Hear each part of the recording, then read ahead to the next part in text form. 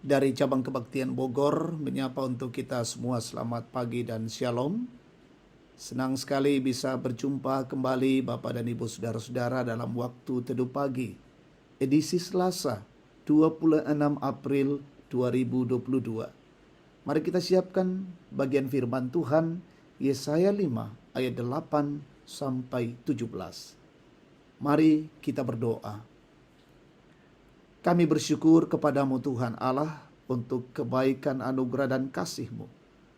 Engkau menyiapkan hari baru lagi untuk kami. Terima kasih dan kami akan melanjutkan pesiarahan kami hari ini. Namun kami akan mendasarinya dengan firman Allah untuk menjadi pegangan dan penuntun bagi kami. Karena itu kami mohon Roh Kudus memimpin kami untuk membaca, mendengar, dan merenungkan firman-Mu, sehingga kami dapat mengerti kehendak Allah dan melakukannya di tengah-tengah hidup ini. Bersabdalah Tuhan, kami siap mendengarkan firman-Mu. Ampuni dosa kami. Di dalam nama Yesus kami berdoa. Amin. Yesaya 5 ayat 8 sampai 17.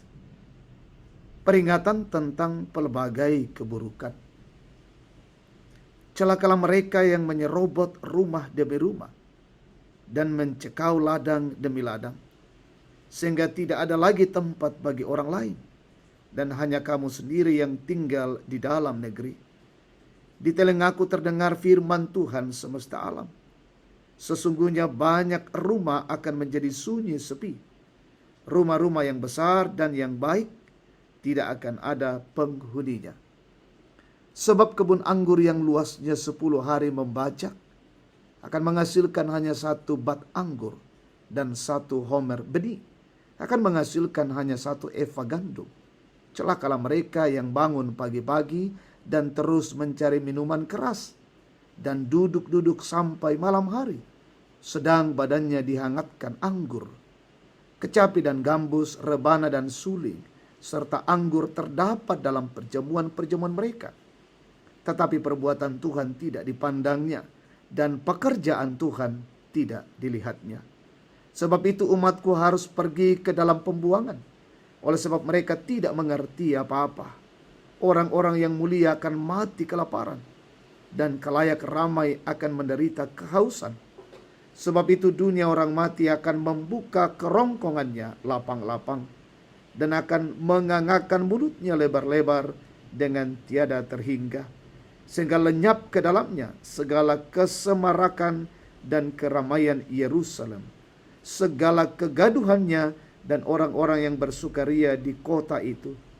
Maka manusia akan ditundukkan dan orang akan direndahkan. Ya, orang-orang sombong akan direndahkan. Tetapi Tuhan semesta alam akan ternyata maha tinggi dalam keadilannya, dan Allah yang maha kudus akan menyatakan kekudusannya dalam kebenarannya. Maka domba-domba akan makan rumput di situ seperti di padangnya sendiri, dan kambing-kambing akan mencari makan dalam reruntuhan gedung-gedung orang kaya. Amin. Firman Tuhan. Saudara yang terkasih, tema kita ada asap, ada api. Ada peribahasa yang mengatakan ada asap, ada api, yang berarti bahwa tidak ada akibat tanpa sebab. Segala sesuatu yang terjadi kepada kita baik atau buruk, pastilah ada penyebabnya. Dan kadangkala yang menjadi penyebab utamanya adalah diri kita sendiri. Nabi Yesaya memberikan peringatan keras kepada umat Allah.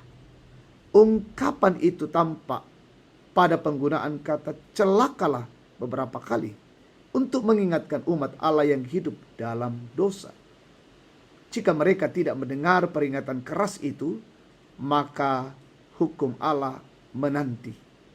Peringatan yang disampaikan Yesaya menunjukkan betapa bejatnya kehidupan umat Allah pada masa itu.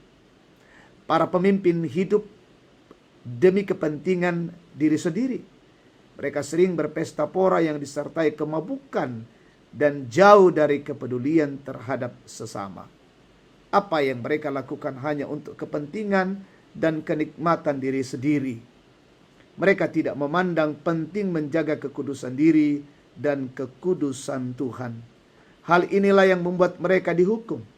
Tuhan tidak pernah menghukum seseorang tanpa alasan. Ia terlebih dahulu memberikan peringatan. Apabila peringatan itu diabaikan, maka hukumnya pun akan menimpa hidup kita. Saudara-saudara, apa yang terjadi pada umat Tuhan dalam perjanjian lama merupakan peringatan bagi kita semua saat ini. Kita harus belajar apa yang menjadi kehendak Tuhan dan menjauhi larangannya. Karena ketika kita memilih untuk hidup dalam kesenangan dunia dan mementingkan diri kita sendiri, serta mengabaikan kekudusan Allah, maka kita akan dihukum. Karena itu tetaplah percaya kepada Kristus, lakukanlah kehendaknya, agar perjalanan kehidupan kita tidak terhukum karena dosa. Terpujilah Kristus. Amin. Kita berdoa. Tuhan Allah, kami bersyukur di hadapan hadirat-Mu pada pagi ini. Engkau berkarya bagi kami, Engkau menyatakan kebenaran-Mu bagi kami, Engkau menjumpai kami pada pagi ini, dan kami bersyukur menikmati perjumpaan yang baik dengan Allah. Firman-Mu kiranya mengokohkan dan menguatkan kami untuk menjalani kehidupan ini. Kami senantiasa meletakkan hidup ini kepada Tuhan dan berjuang untuk melakukan apa yang Tuhan kehendaki dalam perjalanan-perjalanan hidup kami hari ini dan di masa mendatang.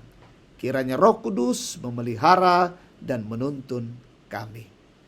Pencerahan kami hari ini, kami mohon pertolongan Tuhan. Kami bekerja, mengangkat usaha, mengangkat pelayanan, mengangkat aktivitas baik di rumah maupun di luar rumah.